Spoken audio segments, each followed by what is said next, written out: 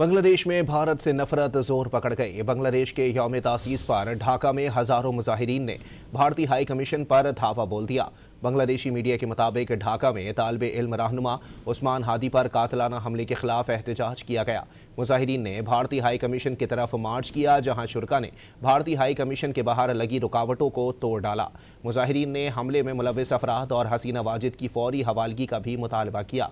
उस्मान हादी पर जुम्मे को नकाबपोश अफराद ने फायरिंग की थी, जिस पर बांग्लादेश ने भारतीय सफीर को तलब करके एहतजाज किया था। हमले में जख्मी उस्मान हादी हसीना वाजिद हुकूमत का तख्ता उलटने वाली तुलबा तहरीक के अहम रहनुमा हैं। बांग्लादेश में भारत से नफरत जोर पकड़ गई। बांग्लादेश के यौम तासीस पर ढाका में हजारों मुजाहिरीन ने भारतीय हाई कमीशन पर धावा बोल दिया।